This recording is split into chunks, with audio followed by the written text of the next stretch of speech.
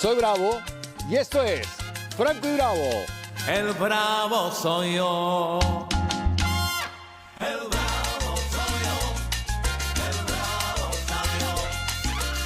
Soy Oscar Eduardo Bravo, les doy la más cordial bienvenida a Franco y Bravo por ATV+. El presidente del Consejo de Ministros, Gustavo Adrianzen, afirmó que todavía no se piensa declarar el estado de emergencia en las regiones afectadas por los incendios forestales y descartó solicitar ayuda internacional. ¿Y qué están esperando para solucionar este problema? Entre tanto, el Ministerio de Salud ha confirmado que ya hay 15 personas fallecidas y más de 90 heridos. Y el Ministerio del Interior ha aumentado a 500.000 soles, a $500.000 la recompensa para quien brinde información que permita capturar a Vladimir Cerrón, quien está como no ha habido desde octubre del año 2023. Recordemos que hace 3 semanas había subido la oferta a 200.000 soles. Y mientras tanto, el gobierno ha anunciado también un apoyo financiero de hasta $750 millones a Petroperú para superar sus problemas. Asimismo, el ministro de Economía, José Arista, reveló que los 3 miembros del directorio continuarán al frente. Designados por el Ministerio de Economía, le han expresado su interés de poder seguir al frente. Y un bus de transporte turístico que regresaba de Machu Picchu en el Cusco ha caído por una pendiente a 15 metros de profundidad con varios pasajeros a bordo, muchos de ellos ciudadanos extranjeros. Se informó que no hubo fallecidos, aunque sí 15 personas heridas. Según el Instituto Nacional de Estadística e Informática, el número de personas con trabajo en Lima Metropolitana se incrementó en un 4.6%, 242.300 personas en el trimestre junio, julio, agosto del 2024 respecto al similar del año anterior. El día de hoy vamos a tener una visita muy importante. Estará por primera vez en vivo, en directo, rompe su silencio el señor expresidente de la República, Manuel Merino de Lama. Él está ya en los estudios de ATV y con él vamos a conversar en unos minutos más. Anuncio también que para el día de mañana, el más importante showman latinoamericano, el hombre de las 1000 voces, el imitador inimitable, Julio Zavala, estará el día de mañana aquí en Franco y Bravo. Estén atentos, viene el show de la conversación con el expresidente de la República, Manuel Merino de Lama. Aquí comienza Franco y Bravo.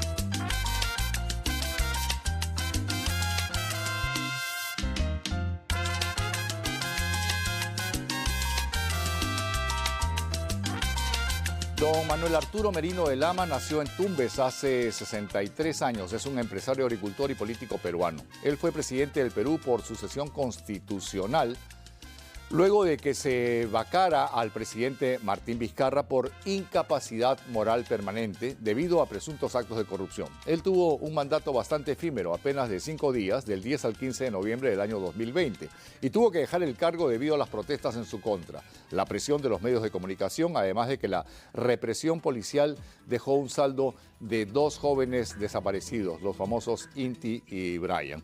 El expresidente está aquí en ATV. Yo agradezco la especial deferencia que ha tenido para con nosotros de poder venir hasta nuestros estudios para que podamos conversar en vivo y en directo. Señor presidente, ¿cómo está? Encantado de saludarlo. Bienvenido. ¿Qué tal, Oscar Eduardo? Un gusto, un placer. El gusto es mío, recibirlo y conocerlo. Tengo la oportunidad de poder conversar con usted por primera vez y siempre me ha llamado la atención que hayamos tenido un presidente por 5 días. ¿Cómo se sintió con ese momento histórico e histérico para muchos? Bueno, primero creo que fue una gran oportunidad para el país. La perdimos por la situación como se dio. Fue una conspiración la que se dio en el gobierno. Lamentablemente el Ministerio Público no hizo una investigación como debía haberle hecho.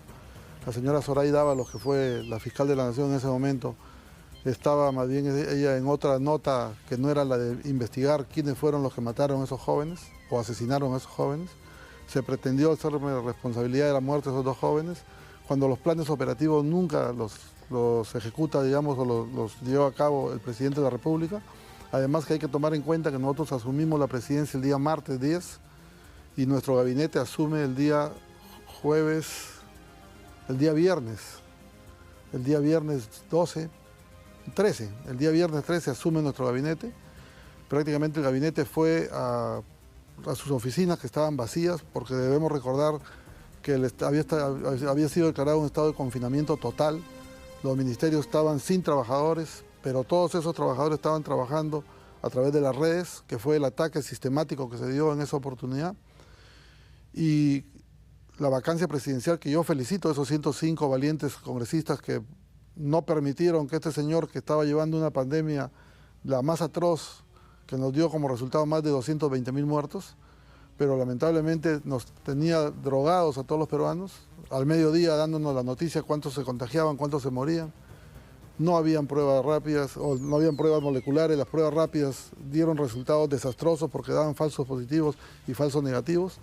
No habían pruebas moleculares, los hospitales blancos, los famosos hospitales blancos que prácticamente desangraron el Estado peruano porque cobraban miles de millones y no funcionaban muchos de ellos. Tenemos que las pruebas, en ese momento la Sinopharm, que era la prueba china, eran las de peor calidad en ese momento. Sin embargo, esas fueron las que se compraron en el periodo de Sagasti. Entonces, en consecuencia, el plan orquestado, sistematizado por los caviares, acompañados en este caso de los comunistas, le dio el resultado, y la cobardía de los partidos políticos que estaban en el Parlamento, porque especialmente los jefes de los partidos políticos, me refiero a la señora Keiko Fujimori, al propio César Acuña, que fueron los primeros en salir a decir que renuncie, fueron los que nos jalaron la alfombra. Era inviable nosotros quedarnos, porque ya declarar un estado de sitio en esas condiciones creo que hubiera sido nefasto para el país. Si ya se había vacado el personaje que principalmente le había hecho tanto daño al país, y lamentablemente en contubernio con algunos medios de comunicación, porque nosotros habíamos dicho de que en el caso de las propagandas, los gastos de medios de comunicación se iban a suspender y todos se iban a poner a disponibilidad de la pandemia. Fue también un tema que nos atacaron, y a esto se sumó medios de comunicación donde habían médicos como el doctor Hurtado, que salía al mediodía y que decía que las marchas no contagiaban, y daban instrucciones a través de la televisión a los propios manifestantes dónde eran los puntos de encuentro, a dónde se iban a hacer las aglutinaciones de los jóvenes, que estaban pues prácticamente en un desfogue, porque habían estado encerrados cuántos meses del que se dio el 16 de marzo, y estamos hablando en noviembre, ya habían pasado más de 6 meses. Y tenía la ciudadanía, en un día que nos decía que salen las mujeres, al otro día nos sacaba a los hombres a comprar los mercados o a los supermercados. Pues lamentablemente su sistema había dado los resultados que correspondían. Señor presidente, usted ha dado una lista de culpables, de arriba para abajo. ¿Y qué de culpable es usted? Nosotros, al contrario, fuimos los salvadores del Perú. Porque si en nuestro Congreso... Si hubiese sido el Salvador de Perú, no estaríamos como estamos. Pero ahí están las consecuencias. Lo que estamos viviendo el día de hoy... ¿Las consecuencias de un mal Salvador? No, las consecuencias de lo que estamos viviendo el día de hoy fue lo que ocurrió justamente en el mes de noviembre. Porque si ellos hubiesen dejado que esa asunción constitucional que nos correspondía, porque la Constitución así lo dice, no era porque yo había querido ser presidente, no. Nosotros habíamos salido en defensa de los más de 30 millones de peruanos. Y nosotros teníamos establecido un plan que, si este plan hubiese funcionado, los resultados en el Perú fueran otros. No hubiésemos tenido como resultado al presidente Castillo, no hubiésemos tenido como resultado que el señor Sagasti fue la continuidad del señor... Usted ha hablado de conspiración. ¿Quiénes conspiraron con nombre propio? Conspiraron el Partido Morado de manera principal, y a ellos se sumaron el resto. ¿Por qué? ¿Por qué lo pongo como partido principal? Porque ellos articularon directamente con el señor Vizcarra. Y ¿Pero Vizcarra ¿Qué pasó, señor presidente? Porque, a ver, usted era un presidente legítimo. Usted fue presidente del Congreso. Era usted nuestro presidente constitucional. ¿Qué le faltó a usted? Fuerza, coraje, decisión, apoyo. Escoja una palabra. Bueno, yo creo que apoyo. ¿De quién? Apoyo de las fuerzas políticas. Pero era usted el jefe supremo de las Fuerzas Armadas. Sí, pero... Y como presidente de la República usted podía hacer un llamamiento a la policía, al ejército, a la aviación, a la marina. Por algo usted tenía un poder. Sí, usted estaba totalmente empoderado. Claro, pero los órganos del Estado en ese momento no estaban funcionando como debían funcionar. Había una debilidad. Recordemos que estábamos en un momento de pandemia y estaba en confinamiento. En este caso, la misma Policía Nacional, que tenía la tarea, digamos, de salvaguardar el orden, no fueron acompañados por parte del Ministerio Público, porque el Ministerio Público debió haber hecho detención, porque estábamos en confinamiento, estábamos con reglas de conducta, y esas reglas de conducta prácticamente se violaron. ¿Cómo el país estaba gobernado por un presidente que no tenía poder, que no tenía fuerza, y el que plan, no le hacían caso? Claro, el plan que se había estructurado es un plan que les resultó. Yo debo entender y lo comprendo, ¿no? Fue un plan que les funcionó, y una Ave María no hace verano, una golondrina no hace verano. Yo podía haberme querido perpetuar en el poder, no era lo más recomendable, porque ya la tarea del plan que habían estructurado ellos le dio los resultados que tenían, y los partidos políticos que debían haber hecho la consistencia de haber respaldado, en este caso, la decisión valiente que habían tomado el Congreso, se acobardó. O sea, usted, en pocas palabras, ¿usted fue traicionado? ¿Hubo una traición contra usted? Claro que sí. ¿Y ese traidor tiene nombre propio? Si es el Partido Morado, ¿es Sagasti el traidor? ¿Lo traiciona usted para él hacerse de la presidencia de la República? ¿Es así en pocas palabras? En pocas palabras, el traidor principal fue Martín Vizcarra. Ajá. El traidor principal, y utilizó al señor Sagasti. Y el señor Sagasti, por hacerse del poder y darle continuidad a lo que había hecho el señor Vizcarra, lamentablemente lo aceptó así. Porque si tú analizas las consecuencias que se dieron desde el momento que nosotros empezamos a defender a los 30 millones de peruanos, ¿cuándo ocurre eso? Ocurre desde el momento que me toca asumir la presidencia del Congreso. ¿Por qué? Porque yo tenía experiencia parlamentaria. Yo había sido ya la tercera vez que era parlamentario. Y nosotros yo había enfrentado en mi región a los 4 o 5 gobernadores regionales en actos de corrupción. Teníamos preso a uno, del otro con orden de captura. Viñas. Estaba Viñas, estaba Wilmer Dios, estaba el propio señor Ricardo Flores, que habían sido investigados. Al final los 3 estuvieron presos, ¿no?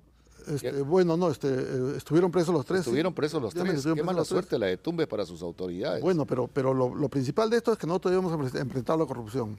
Y me había tocado a mí el año 2001, el 2006, investigar a Martín Vizcarra. Yo había investigado a Martín Vizcarra en Lomas de Hilo. Y habíamos visto que era responsable, pero lamentablemente... O sea, fue una venganza, una represalia personal de Vizcarra. La mala suerte de Vizcarra es que yo haya salido congresista electo. Y que habiendo salido congresista electo en nuestro partido político, que tuvo la mayoría parlamentaria, que fueron 25, nos tocó, en este caso, asumir la presidencia del Congreso de la República. Y al asumir la presidencia del Congreso de la República me tocó defender a los 30 millones de peruanos como titular del pliego, en este caso del Congreso. Y el primer error mío que yo debo reconocer es la primera vacancia.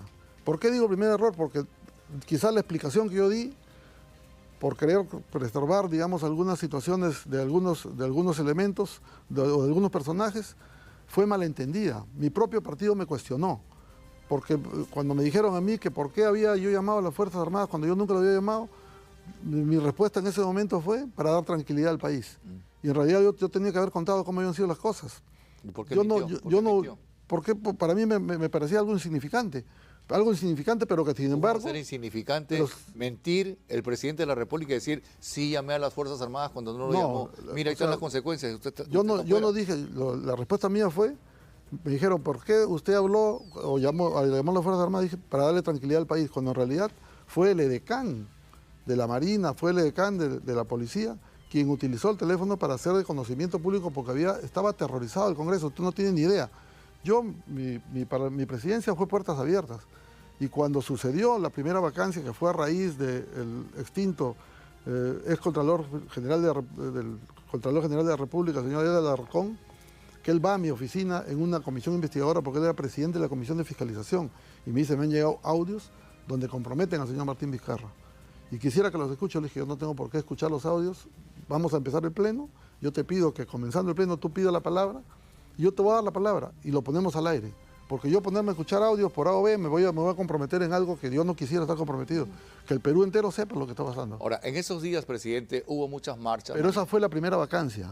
Esa primera vacancia fue realmente la caída, porque yo ya tenía el 80% de aprobación solamente en salir a ser, digamos, contestador de la manera como infamemente el señor Martín Vizcarra se había empoderado atacando al Congreso.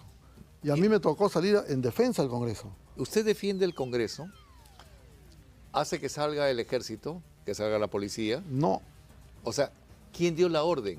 A ¿O ver, quién desobedeció? Lo que pasa es que los planes de contingencia, cuando hay desorden público, lo organiza la propia Fuerzas Armadas o la Policía Nacional. De forma automática, tienen planes de Ellos contingencia. tienen planes de contingencia. De acuerdo a la coyuntura. Inclusive cuando hay los primeros heridos que decían que tenían perdigones de plomo, ese primer, digamos, contención que tenía la Policía Nacional, ni siquiera la hace mi ministro, sino la hace el ministro que había sido de Vizcarra. La gente en la avenida Bancay lo que quería era llegar al Congreso y querían incendiar el Congreso. Era incendiar el Congreso. Así es.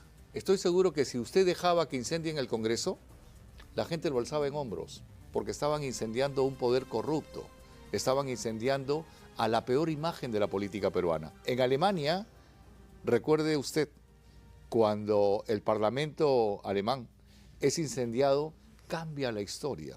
Tal vez fue usted un demócrata en exceso que salvaguardó el edificio del Parlamento, pero si esa turba hubiese llegado y quemaba el Congreso, no hubiese Sagasti, no hubiese Castillo, no hubiese Dina y usted seguiría siendo Pero nuestro mira, presidente. Óscar Eduardo, ese Congreso en el cual yo estuve, yo estaba en 3 congresos, pero ese último Congreso fue un Congreso salvador de los peruanos, porque ese Congreso se fajó.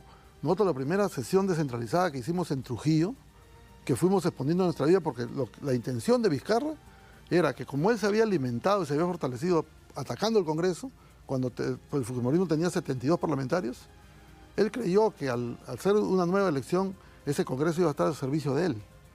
Y se encuentra, para mala suerte de él, prácticamente a una barrera que era impasable, que era la presencia en la presidencia del Congreso, que era mi persona, porque yo ya lo había investigado el 2001, del 2001 al 2006, al señor Vizcarra, y lo habíamos encontrado responsable de las acciones, digamos, irregulares que había cometido, donde tenía, digamos, acciones de investigación penales. Consecuencias de las cuales actualmente está siendo investigado. No, de eso no, porque él está siendo investigado por... O sea, usted le encontró delitos de robo, de corrupción. Delitos de corrupción, que había estado inmerso en el periodo de él cuando había sido director del proyecto especial Hilo de Moquegua. Ajá. ¿Y por cuánto fue ese monto? Ese monto, eso es prácticamente parte de su riqueza que tiene el señor Vizcarra. ¿Es un hombre rico? Él hizo una compra de más de 40 hectáreas, 45 hectáreas, y además hizo una obra que nunca se llegó a culminar, una mega obra que era para su zona donde él vivía, para Moquegua.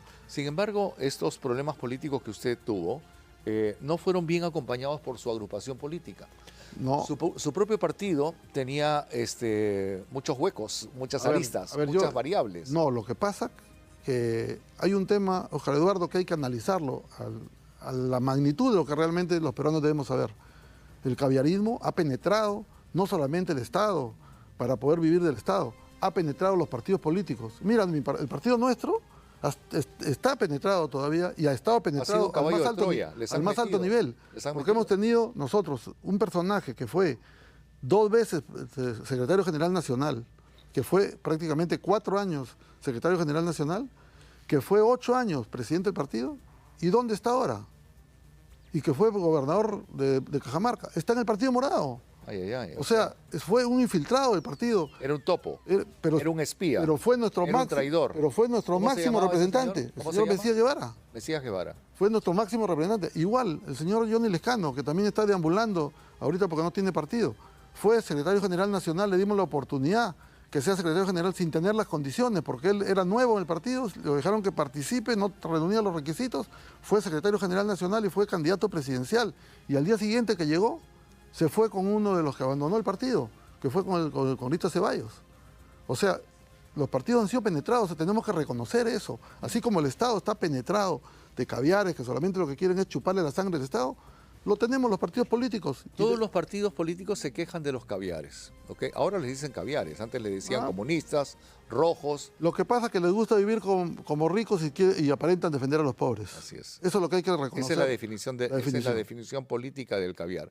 Pero un partido que ha llevado 3 presidentes al poder, Fernando Belaúnde, Valentín Paniagua y Manuel Merino de Lama, es tan ingenuo para que le roben los huevos al águila. Pero ustedes que son expertos en política, han tenido gobierno, pueden ser tan fácilmente infiltrados por los caviares. ¿No es eso no solo un mea culpa, sino una ingenuidad política?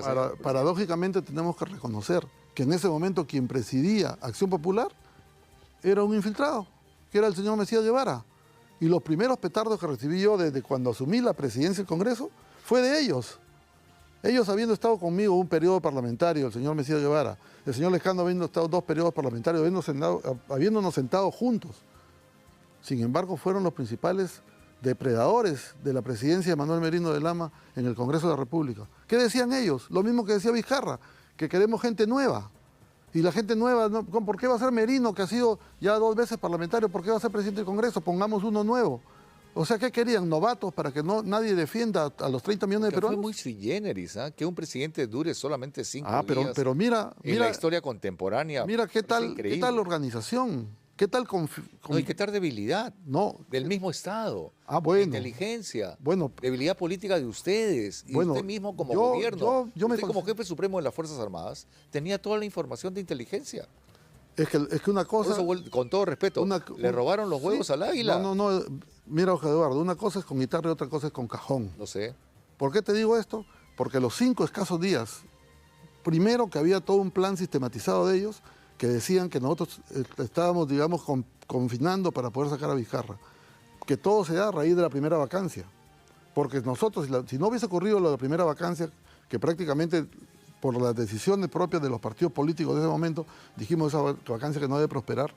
¿Y por qué dijimos no debe prosperar? Que debió haber prosperado. Porque lamentablemente en los audios que habían, hubieron audios que quitaban la proporción de la magnitud realmente de los hechos graves que había cometido el señor Vizcarra en manipular a sus secretarias, para que engañen al Ministerio Público. Entonces, en ese sentido, esa debilidad, yo salía a las calles, porque las calles estaban vacías, y la gente en las calles de las ventanas te gritaba, muy bien, presidente, pero no lo vaquen. O sea, la gente estaba contenta que salía como contestatario a la hora que atacaba al Congreso, como un contestatario del Parlamento, porque el Parlamento había que defender, no el Parlamento, no había que defender a los 30 millones de peruanos. Nosotros lo hicimos así, con esa seriedad. Por eso cuando yo me doy cuenta que en los escasos 5 días, yo demoro 3 días prácticamente para tener mi gabinete, y 2 días cuando ya mi gabinete empieza a renunciar, porque yo no es que renuncie de cobarde, al contrario, yo renuncio por responsable, porque yo no podía dejar que el país en ese momento quede a la deriva. ¿Por qué? Porque el ataque era sistemático. El ataque era de todos los medios, de casi la gran mayoría de medios de comunicación. ¿Por qué renuncia? El ataque era de los artistas, porque les habían dado los famosos reactivas y utilizó Martín Vizcarra reactivas para poder... Porque hubo un error político cuando ustedes dicen que van a cortar la publicidad a los medios de comunicación. Ese es el error político. O sea, fue un error político porque les dieron donde más les duele, en el bolsillo. Exactamente. Pero entonces, toda acción produce una reacción. Sí, la reacción fue supervivencia. Exactamente. En esta selva de cemento... Estamos de acuerdo. ¿Me atacas? Sí. Me defiendo. Bueno, yo estoy de acuerdo con eso, eso no te lo discuto. Pero sin embargo, la historia nos está dando la razón. ¿Por qué motivo y por qué razón? Porque los hechos que sucedieron cuando los jóvenes eran los que atacaban, supuestamente, y lamentablemente el propio alcalde de Lima Metropolitana, el señor Jorge Muñoz, escondió las cámaras.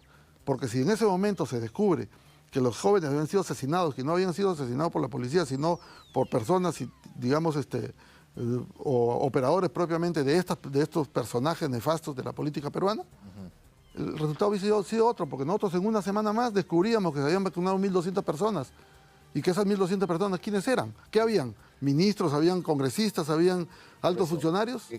¿Cómo estaban de mal? Porque Jorge, o sea, la debilidad con Acción Popular. No, la debilidad institucional de los partidos políticos. No Acción Popular, Acción Popular está inmerso, estamos de acuerdo.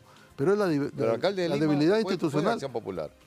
Así como fue Muñoz de Acción Popular, así como fue Mesías Guevara de Acción Popular, así como fue Lescano de Acción Popular, fueron prácticamente instrumentos que utilizaron este sistema para podernos atacar y poder debilitar y poder no darle sostenibilidad.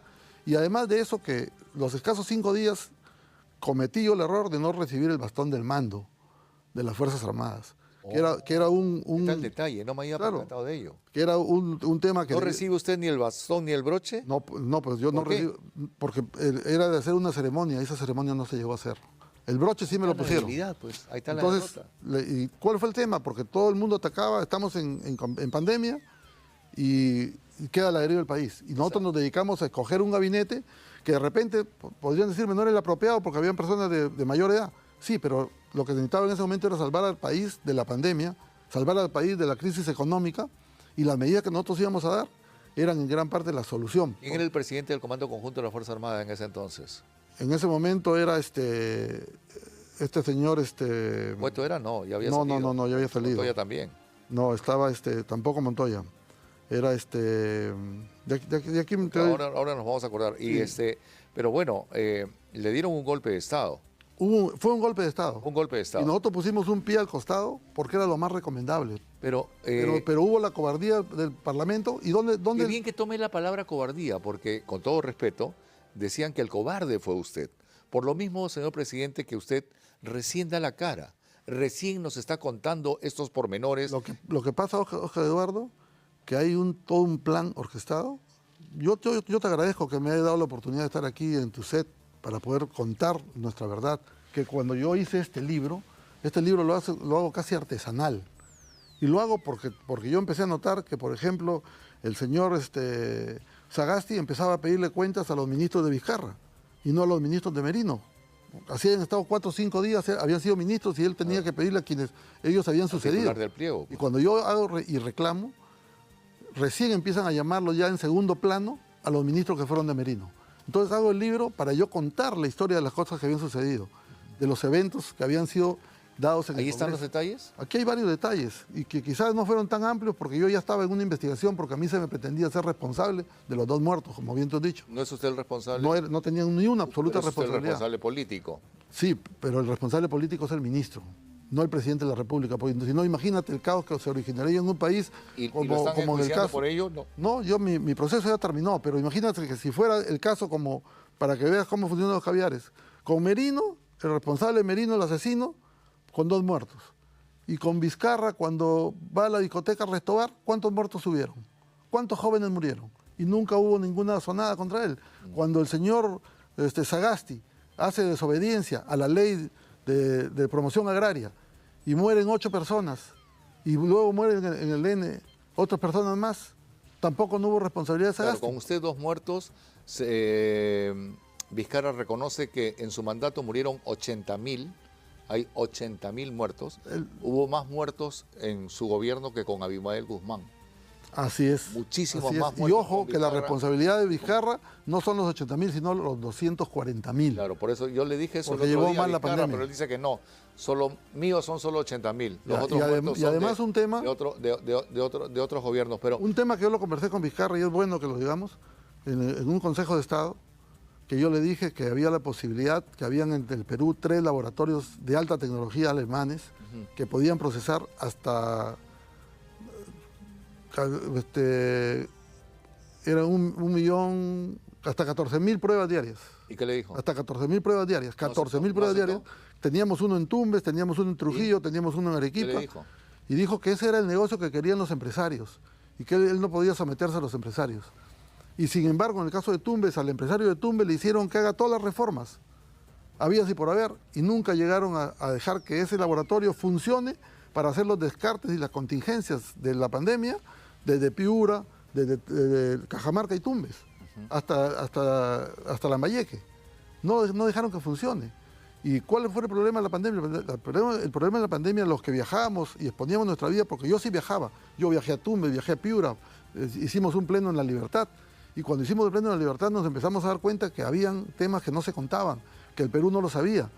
Y ahí empezó a preocuparse el señor Vizcarra y a toda costa quería que el Congreso, a través de los medios de comunicación, atacándonos sistemáticamente, porque no teníamos periodistas en el Congreso para dar nosotros nuestras declaraciones, no, sino a través de los medios decían Congreso irresponsable, se van a Trujillo a sesionar, una sesión descentralizada. Y el día que toca la vacancia de Vizcarra, que era el día 9, nosotros teníamos un pleno descentralizado en Abancay, que era el día 7, el 6 era el día viernes 6. Y él, a través, digamos, no él, sino a través de inteligencia nos pasaron una comunicación de que iban a haber atentados contra parlamentarios en Abancay. Porque nosotros para llegar a Abancay teníamos que ir hasta el Cusco y de ahí por tierra. Claro, claro. Entonces yo tuve que suspender ese pleno porque no podía poner en peligro una situación de la naturaleza que había, pero sí teníamos denuncias gravísimas en Abancay y yo me comprometí que yo iba a ir a Abancay personalmente solo con la mesa directiva para poder recibir las denuncias que habían en Abancay, porque ya habíamos estado en Piura, había ido yo con uno de mis vicepresidentes y habíamos visto que tenía en la Videna, en Piura, Un hospital que se había pagado 4 millones de soles, que no tenía planta de oxígeno, que estaba parado. Y en Tumbes había sucedido otro hospital con 2 millones de soles, que no funcionó nunca, que nunca atendió, y lo que hacían era sacarnos plata a todos los peruanos. Pues... O sea, esas cosas es la que la población debe saber. Esas cosas son los que los jóvenes el día de hoy, cuando se encuentran en la calle, y los padres de familia a veces se acercan a pedirme disculpas porque sus hijos marcharon contra mí, porque los utilizaron. Y las normas que nosotros íbamos a dar, si nosotros llegábamos al día martes, la historia del Perú era otra. Claro. Pero yo tuve que renunciar el día domingo porque ya tenía medio gabinete fuera. Yo había armado un gabinete en crisis. Y luego de esa crisis, ya con los muertos de encima, volver a armar un gabinete, para mí era una irresponsabilidad y era poner, en peligro a todo el país. ¿Por qué? Porque ¿qué era lo que se escuchaba? Que iban a quemar el Congreso y que iban a quemar Palacio de Gobierno. ¿Y qué es lo que sucedía? Mañana, tarde y noche, el presidente del Congreso encargado me llamaba y me decía, Manuelito, nosotros te estimamos, pero te vamos a vacar. Yo iba a durar 9 días más. Me iban a vacar y posiblemente ya no iban a haber 2 muertos, sino por lo menos iban a haber 10, 15, 20 muertos. Sí, por eso hay doble rasero, ¿no? A usted lo vacan por 2 muertos. Dina Boluarte, ¿cuántos muertos tiene? Tuvo más de 40 muertos, pero tenía respaldo del Congreso. Se supo manejar. O sea... Más muñeca. No, el respaldo del Congreso. El error, pues, la debilidad nuestra, la debilidad nuestra ha sido porque nosotros teníamos un gobierno de 8 meses y la DINA tenía un gobierno de más de 3 años. Es una diferencia, o sea, no puede haber un tema comparativo entre la DINA conmigo, porque eran 2 cosas diferentes. Porque yo iba por 8 meses a hacer una transición y estoy seguro que el Perú iba a quedar en mejor condición y hoy día la historia fuera otra. Sin embargo, DINA iba a estar casi 4 años. ¿Qué sintió cuando le ponen la banda? ¿Qué sintió cuando le quitan la banda? ¿Qué fue lo que pasó durante esos momentos? ¿Usted rió, lloró? ¿Cómo fue el apoyo de la familia? Cuéntemelo después de la pausa comercial. Ahorita volvemos, estamos con el expresidente de la República, Manuel Merino de Lama, en una entrevista exclusiva a través de Franco y Bravo por ATV+. No cambie de canal, ahorita venimos. Mañana Julio Zavala.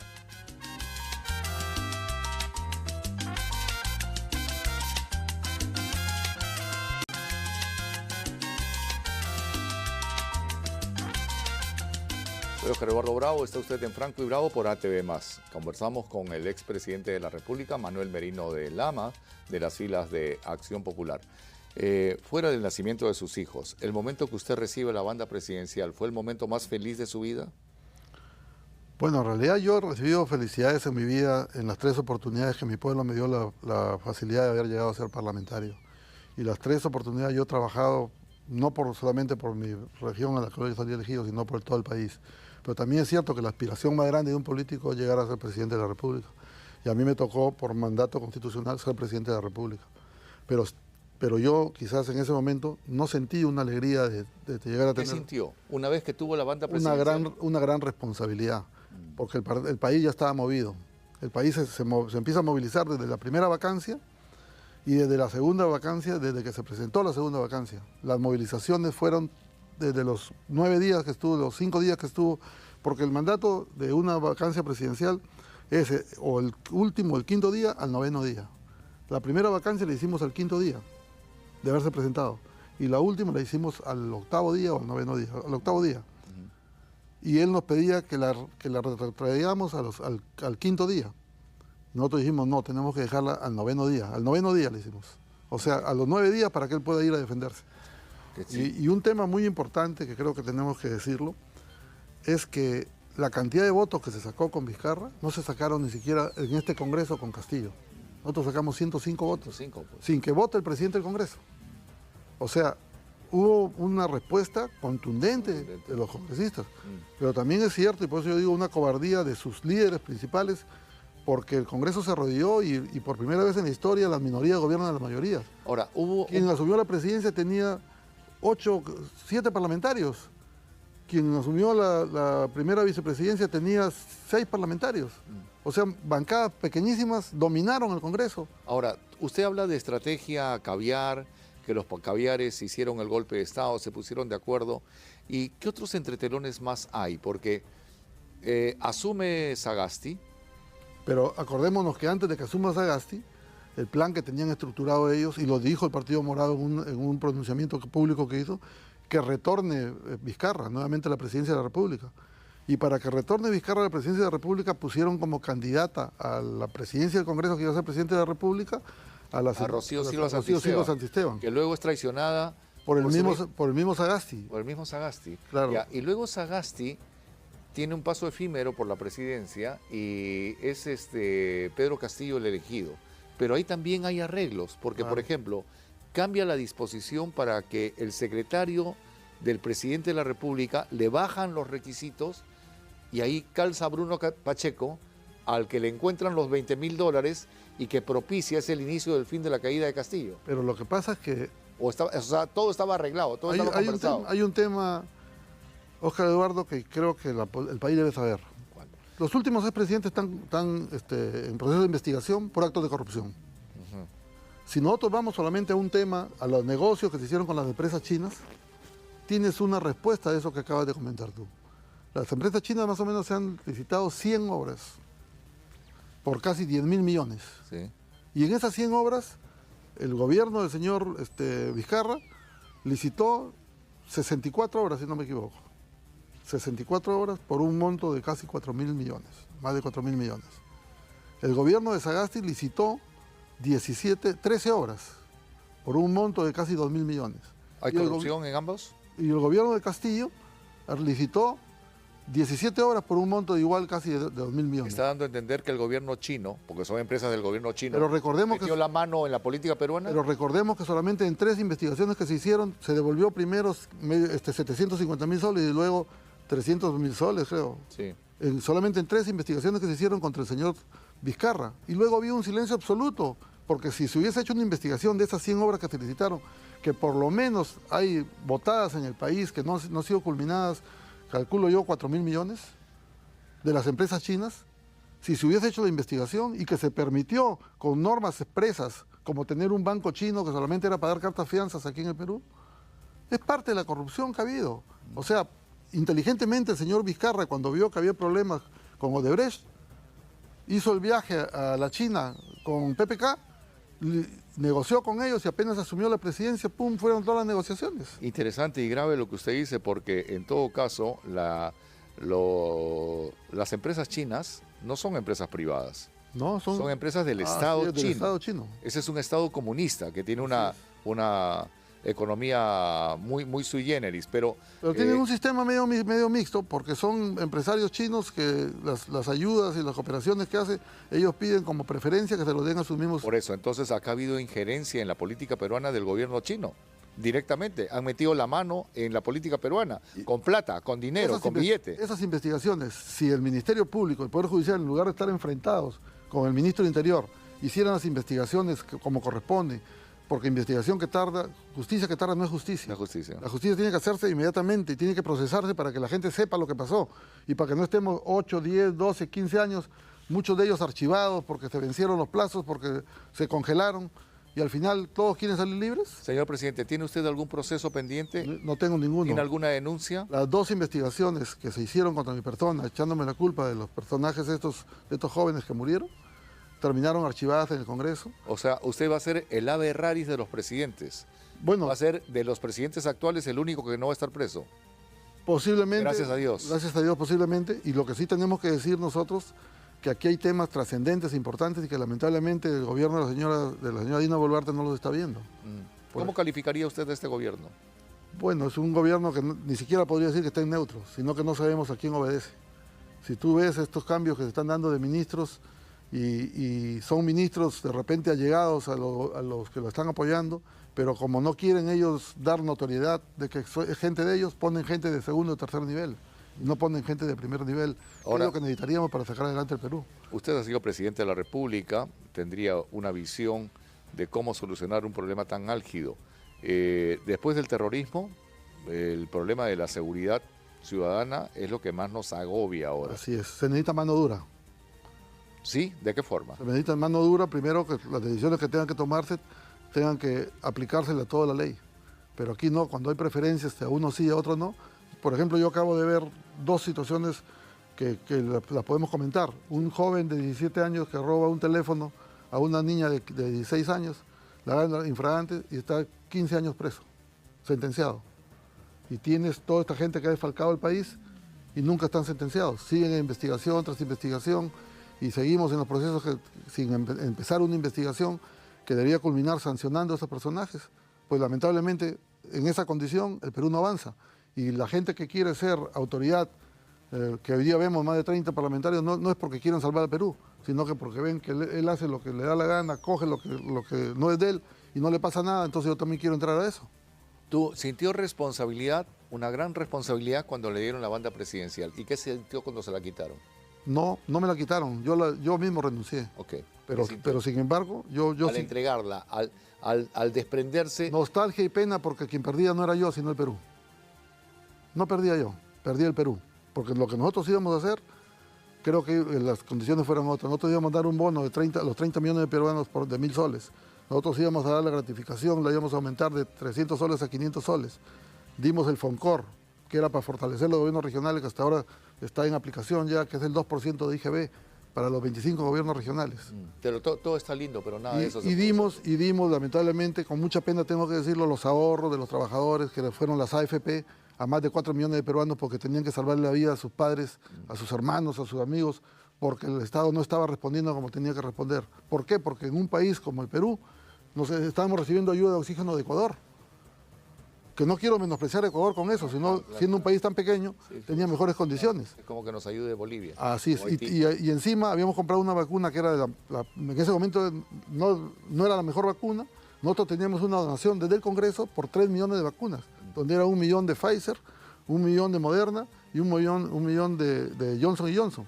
Y cuando yo hablé eso con Vizcarra dijo que no había licencia ni había permiso sanitario para que esas vacunas entren al país. La política en el Perú es muy cambiante. En el Perú dicen que las 24 horas, los 365 días del año, las condiciones están dadas para un golpe de Estado. Siempre somos noticia, no es inusual. Somos como los bolivianos, golpe de Estado, sacaron al uno, sacaron al otro. Solamente nos ha ganado Argentina, que en una semana tuvo 5 presidentes, ¿no? Pero somos inestables políticamente. Y entonces nuestra economía decae, porque el inversionista que está viendo una situación inmanejable en la política, en la justicia, con una justicia politizada, ¿cómo va a invertir para que el país crezca? ¿Qué hacer contra ello? ¿Cómo salir de este hoyo que siempre criticamos? La justicia está politizada, el Poder Judicial, la Fiscalía, pero no se hace nada. No hay alguien que tenga la luminosidad para decir, esto se arregla de esta manera. ¿La podrá tener usted, señor presidente? No diría si la podría tener yo. Lo que sí te podría decir es que mi partido político sí la tendría, Acción Popular. Porque es un partido que tiene 68 años de vida institucional, que hemos sido gobierno 4 veces. Sabemos cómo se tiene que gobernar. ¿4? ¿No son 3? 4 veces. A ver, cuénteme. 2 veces de la UNDE. Ah, ya. Una vez Paniagua y una vez nosotros. 4 veces. Sí, Álvaro, tiene razón. Entonces, 4 veces. Sabemos cómo hacerlo y estoy seguro que hay un plan sistemático contra Acción Popular, porque Acción Popular tuvo 25 parlamentarios. Cuando me tocó ser presidente del Congreso, Acción Popular tuvo 25 parlamentarios, porque no teníamos candidato presidencial. ¿Eso qué significa? Que el Perú había empezado a tener esperanza en Acción Popular. Luego nos han atacado sistemáticamente con los famosos niños, con los mochasueldos, que no han sido solo de Acción Popular, sino de varios partidos políticos. Casi de todas las bancadas de este Congreso. Pero sin embargo el ataque ha sido contra Acción Popular. ¿Por qué? Acción Popular no hemos tenido casi 10 años de dirigencia nacional. Es que tampoco, digamos, hay mucha comunicación. Por ejemplo, Carlos Cabaza, de Sky News, es un hombre de prensa, de publicidad y marketing que sabe muy bien cómo llegar a los medios de comunicación, ¿no? Y tal vez si vuestra agrupación política lo que les falta es eso, estrategas comunicacionales. Mira, Carlos Cabaza, Skynet, es un personaje, pues, para mí mi respeto, porque yo lo veo siempre en el partido, es un aficionado, digamos, del partido, y que en la comunicación tiene esa expertise. Sí, pues. Pero también es responsabilidad Además es hijo de populista. Claro, es hijo populista, pero también es responsabilidad nuestra como partido político que no le damos el sitial que deberíamos darle de repente, o no se le ha dado el sitial. Hoy día el partido ya tiene sus órganos de gobierno. Ya tenemos un presidente del partido, ya tenemos un secretario general del partido, tenemos secretarios provinciales de ¿Se acuerda usted del nombre del presidente y del secretario general? ¿En este momento? ¿De su partido? Ah, claro que sí. ¿Quiénes son? Julio Chávez es el presidente del partido y Juan Abate es el secretario general nacional. Secretario general nacional del partido. Entonces, pues ya tenemos nuestros órganos constituidos y ahora lo que nos toca con órganos, digamos, constituidos es hacer una reforma, digamos, de los estatutos del partido para que el partido sepa defenderse. Antes, la decencia política era ¿cuál? Cuando tú tenías un problema, tú eras parlamentario, o eras diputado, o eras senador, y tenías un problema como persona, ¿qué era lo que hacías tú? Decentemente pedías licencia, Sí. apartabas del partido y salías a defenderte. Claro. Ahora no, se atrincheran, al contrario. Encima que no saben defenderse, se atrincheran al partido. Entonces Claro. ya la agresión ya no es sobre el congresista, sino la agresión es sobre el partido político al cual tú perteneces. Ahora, no solamente Fernando Belaúnde y Valentín Paniagua, personajes como Gastón Acurio, Javier Arbonaldini, Arbonaldini. Manuel Ulloa Elías, en fin, El mismo Víctor Andrés García Belaúnde, que está... Vitocho, ¿sí? Raúl Díez Raúl Díez Canseco Canseco, Terry, así es. ¿no? Son personalidades que muy bien pueden representar a su agrupación. Últimamente el exaprista Alfredo Barnechea Barnechea ha llegado a las filas de ustedes, pero al parecer no ha cuajado, ¿no? En el mundo populista. No hay. Bueno, de los que tú has mencionado, uno de los que ya ha lanzado digamos, su deseo de ser candidato a la presidencia de la República es Alfredo Barnechea. Va a ser precandidato. Él ya ha anunciado que él va a ser precandidato. También Víctor Andrés García Belaúnde. También a Vitocho. Raúl Díez Canseco se le está pidiendo. Ya él dice que no quiere saber nada de la política, pero hay gente que le sigue y que lo pide. ¿Y usted, señor Igual, en el presidente? caso mío también hay gente que me pide. Pero usted? sin embargo, yo creo que no por mucho madrugar se amanece más temprano. Pero usted podría ser también candidato a Acción Popular. También podría ¿Le ser. gustaría ser presidente, Pero candidato yo a la creo que hay presidencia? que ser conscientes de que lo que está sucediendo el día de hoy, donde vemos más de 40 partidos políticos, estamos en una demencialidad que creemos que todos nos creemos salvadores. Y creo que ahí hay que dar un paso, digamos, atrás para dar dos adelante, haciendo un análisis de lo que mejor le convendría al país para que realmente podamos corregir todas estas irregularidades de las cuales hemos comentado. Pero en todo caso no se corre. No, Usted no. puede ser candidato a la presidencia. Yo no me corro. Está anunciando No que me corro como precandidato a la porque presidencia. he asumido la presidencia en un momento de crisis. Ojo, porque cuando me tocó asumir la presidencia, hubieron recomendaciones de algunos políticos que me decían que yo renuncie a asumir la presidencia de la República. De algunos amigos me dijeron, pero mejor renuncia porque hay crisis. Pero usted política. tuvo un Yo respaldo. digo, pero ¿por qué voy a renunciar? ¿Por qué va a renunciar? Si Yo renuncio al contrario, más bien yo ahí me voy a ser responsable porque si yo renuncio y se arma una crisis, se acobardó de asumir la presidencia. Por eso el presidente del es Congreso. importante este diálogo, señor presidente, porque mucho se ha hablado de Inti de Bryan y mucho se ha hablado de cobardía, que Manuel Merino de Lama se chupó. Sí, pero Le no. faltó amarrarse bien los pantalones y por eso se fue del poder. Pero justamente está usted aclarando todas estas situaciones. Exactamente. Hubo traición, Hubo hubo traición. conspiración, Conspiración, hubo así es. malos manejos, Así hubo es. corrupción política, lo que significó que lo golpeen y lo saquen de Palacio Y de hubo Gobierno. un plan estructurado que era justamente para generar una inestabilidad. Recordemos que a mí me quisieron denunciar por conspirador. La idea del señor Vizcarra y de todo su grupo era, digamos, denunciar al presidente del Congreso por conspirador, meterme preso y después que me defienda. Y pasó el tema hasta que pasaron los 8 meses y yo defendiéndome iba a salir como inocente, pero no iba a terminar mi periodo. Ahora, Y hubieron constitucionalistas que salieron a decir que una conspiración no podía ser telefónica. Fue a raíz de la primera vacancia por esas llamadas telefónicas a los comandantes generales. presidente, ¿y por qué tendrían que elegir Acción Popular? ¿Cuál es el plan de gobierno que los diferenciaría? Tenemos una crisis política, social, económica, cultural, de seguridad ciudadana. Vivimos en crisis desde que hemos nacido como nación.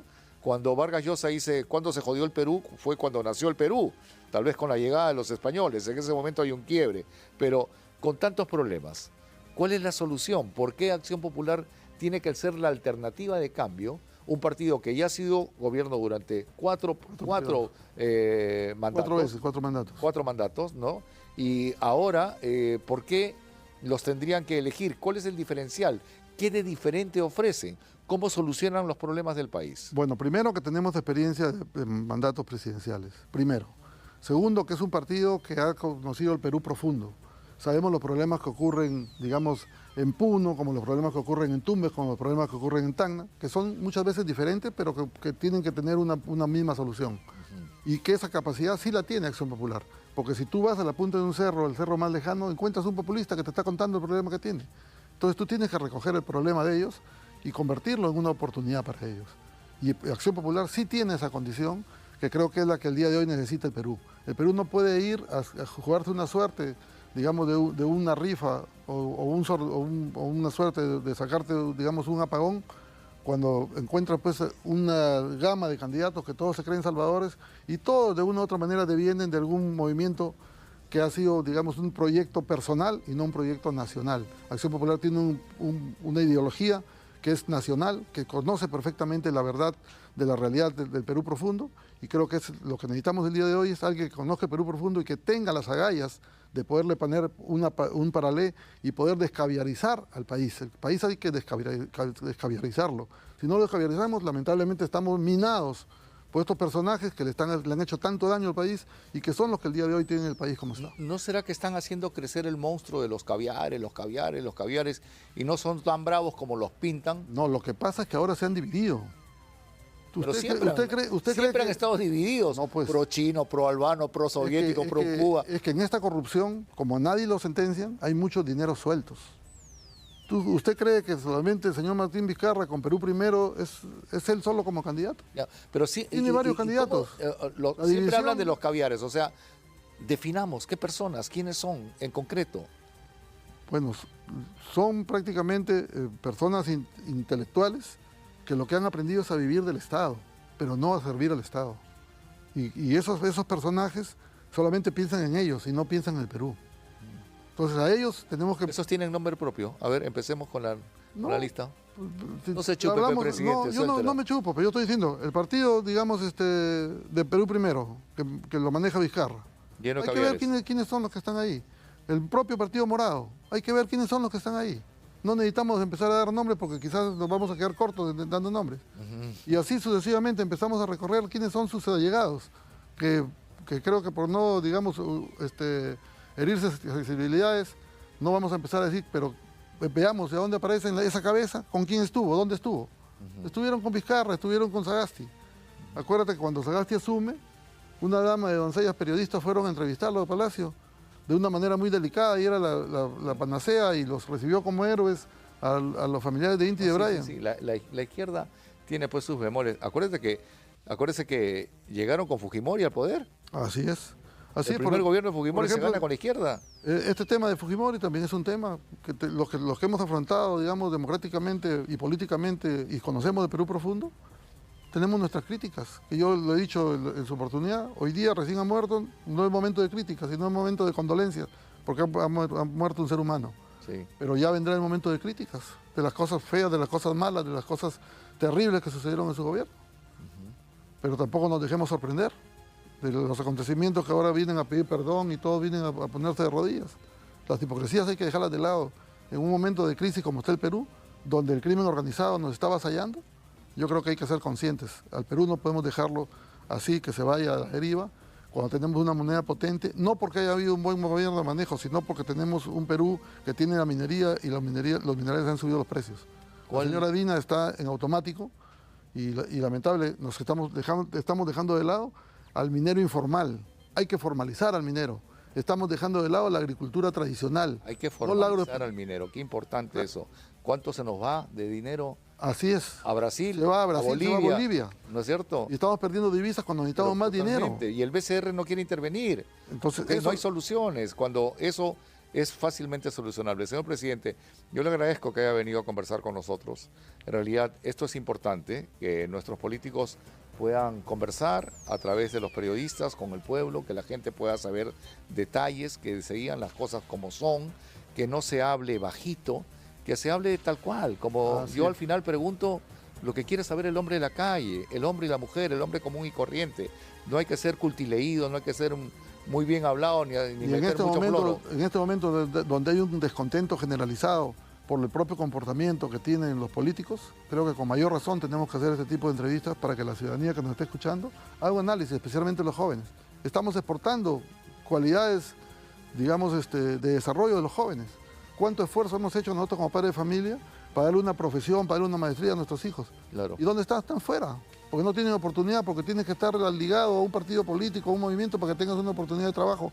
Gente capacitada tenga que irse al extranjero a buscar trabajo. Pues esperemos que esto cambie. Yo le agradezco, señor presidente, que haya venido a conversar acá con nosotros en esta primera oportunidad en vivo y en directo, y lo invito muy cordialmente a que lo hagamos otras veces más, porque es necesario. Usted, como partícipe de la política peruana, ya es un hombre Es el joven anciano de la tribu, ya tiene toda la sabiduría del gobierno como para podernos también decir por dónde puede ser el camino. Gracias, Oscar. Le agradezco sobremanera. Yo te agradezco, Oscar Eduardo. Muchísimas gracias. Creo que muy satisfecho, ha sido una entrevista bastante interesante, particularmente para mí, porque no he tenido la oportunidad, digamos, de tener una entrevista de esta naturaleza, para que la ciudadanía que nos está mirando, los jóvenes especialmente, que en algún momento de repente han tenido otro concepto, sepan realmente lo que ha sido el Perú, las oportunidades que hemos perdido, no de un personaje, sino de un partido político que es Acción Popular, que tiene las condiciones y tiene las cualidades para poder ser gobierno. Y te he traído a regalar este libro para que puedas leerlo. Es un libro todavía, digamos que... Gracias, presidente. Estoy en un libro mucho más completo y que ya en su momento lo estaremos promocionando y lo estaremos publicando. Oh, autografiado. El verdadero golpe, y dice la dedicatoria, para Oscar Eduardo Bravo, con mucho afecto y cariño, ni por la derecha ni la izquierda. Avancemos por el Perú. Adelante, siempre adelante. Manuel Merino. Señor presidente, muchas gracias por haber venido. Bienvenido, esta es su casa y espero poder seguir conversando con ustedes. Señores, muchísimas gracias por habernos acompañado. Para nosotros una especial deferencia del exmandatario de venir aquí en vivo. Y el día de mañana estará con nosotros el gran showman latinoamericano, el gran showman de República Dominicana, Julio Zavala, a través de Franco y Bravo. Que pasen muy buena noche. Que Dios los bendiga. El Bravo soy yo. Gracias, presidente.